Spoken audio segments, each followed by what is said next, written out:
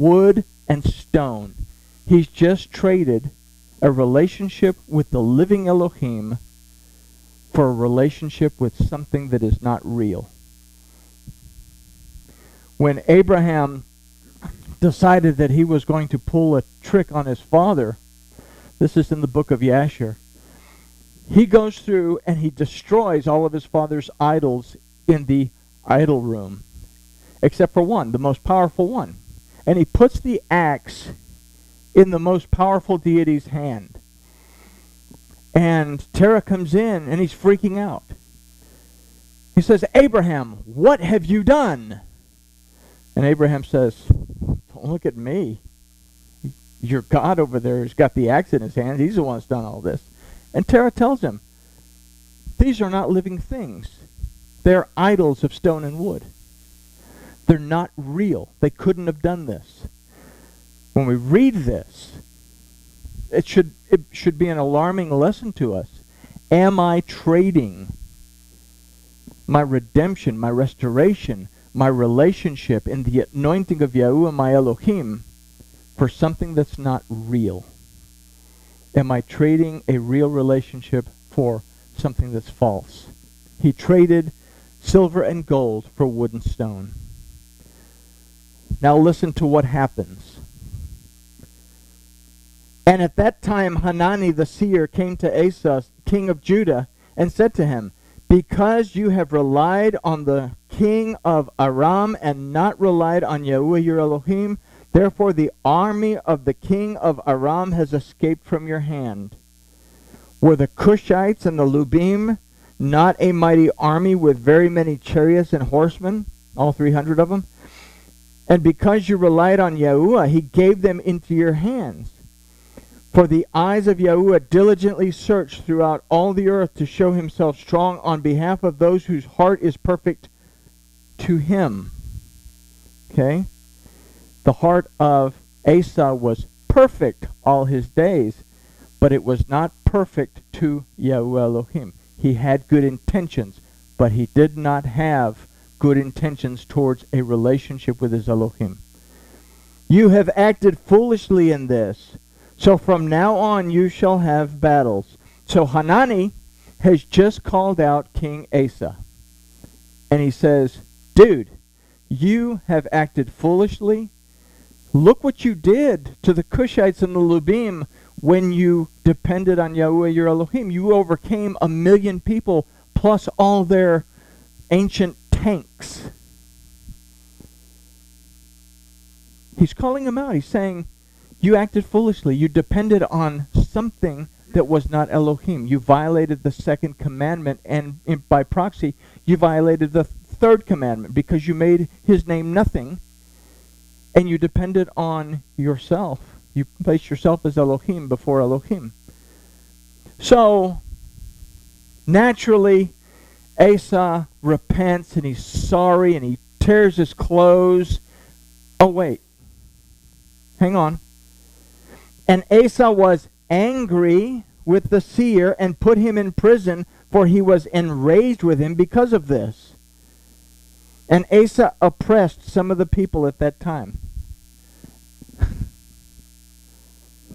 If I tell you, and we see this a lot nowadays, if I tell you you're wrong, and I show you the facts of why you're wrong, hopefully you'll say, "Oops," and change it. But nowadays, if we tell someone that they're not thinking straight, and here's why you're not thinking straight, they get angry with you. And in social media circles, they unfriend you. Ooh, ah. Need to get unfriended much more. There you go. If you were to learn that something that you're doing goes contrary to the word of Elohim and could actually jeopardize your relationship with Elohim, would you be angry with the person who pointed it out to you? Or would you be grateful? That is a question that we really, really need to seriously ponder. Because a lot of people get very, very upset when people point anything out to them. Okay? So he was wroth with the seer, put him in prison.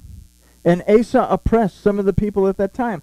What's the deal? He not only puts the seer in prison, but he begins to lash out at other people as well. He's losing it. And look, the acts of Asa, the first and the last, see, they are written in the book of the kings of Judah and of Israel. And in the 39th year of his reign, Asa became diseased with his feet, and his disease was severe. The 39th year. What do we consider? Okay, 30 we know, Lamed. Learning, instruction. But what is he basing it on? And if we say 9 is the letter Tet, is he basing his instruction on his submission to Elohim, or is he basing his instruction on the enticements of the Satan? Where we just saw in the previous verses that he got angry, so angry that he put the person who told him that he was goofing up in prison, and he lashed out at everyone around him. He's relying on his emotional state of being.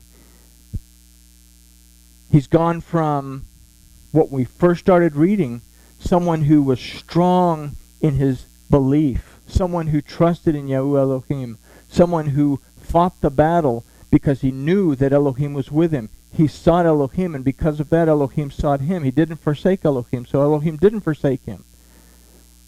He went from that to depending on himself. He traded the gold and the silver for things that were not real, for his own stability.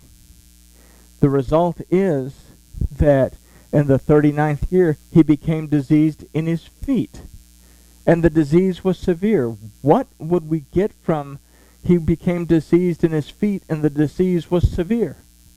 What did it affect? It affected his walk. Asa, who was a sovereign, who was to be like David, ended up turning his back on Elohim. Although his heart was perfect, his heart was in the right place, it wasn't in the right place towards Elohim. Yet even in his disease, he did not seek Yahuwah. He sought positions. Even in the end, he didn't recognize where he was.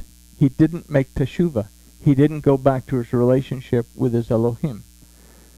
And Asa slept with his father and died in the 41st year of his reign. And they buried him in his own tomb, which he had made for himself in the city of David. He died self-absorbed. So much that his death entombed him in what he had created for himself. And they laid him in the bed, which was filled with spices and various ointments mixed by the perfumer's skill, and they made a very great burning for him. Okay? His body's going to decay. His life is going to rot away. And no amount of perfume or spice or anything is going to make the stink any less than what it is. This is a very, very powerful history lesson. I was going to say story, but this is a very, very powerful lesson here, especially coming out of Sukkot. We have to answer that question, where am I? And the Shema that we say is the compass to keep us in line every single day. Am I depending on my Elohim? Am I calling out to my Elohim? Am I even sitting down and having a conversation with my Elohim? You sit down with a cup of lukewarm coffee now, but it's still very good coffee. Thank you. And I sit down, and I have my coffee, and I have my I like to say scones, and I have a conversation with my Elohim every day. This is what's on my mind, and I talk to him like I'm talking to you. And people ask, who are you talking to in there? Yeah, I'm having a conversation. Okay. I'm talking to him like I talk to you. I'm sipping my coffee. I'm giving him time to sip his coffee. We're having a conversation. I say, this is what's on my mind. This is what I'm thinking. I've been having trouble with this. I'm happy about this. Thank you for this. But I don't know what to do about this. Blah, blah, blah, blah, blah. I'm having a conversation like I'm talking to you right now. And I have my pad and I have my pen. And I listen.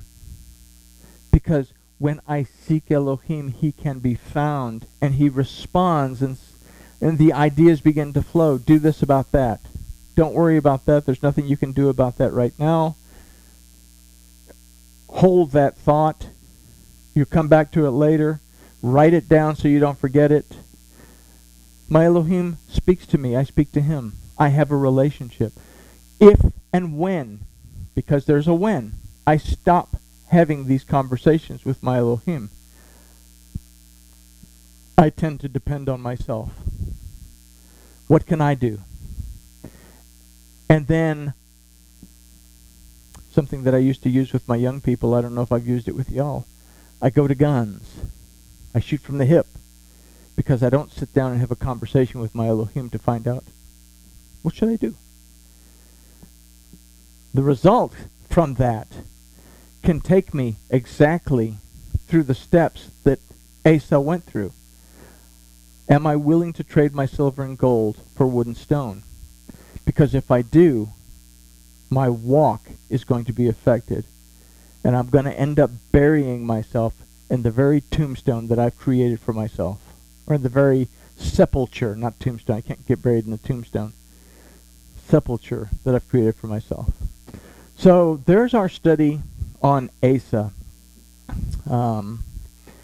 And we will kind of sort of, in a way, look at Jehoshaphat next go around. Any questions? Grooviness has been achieved. Yes.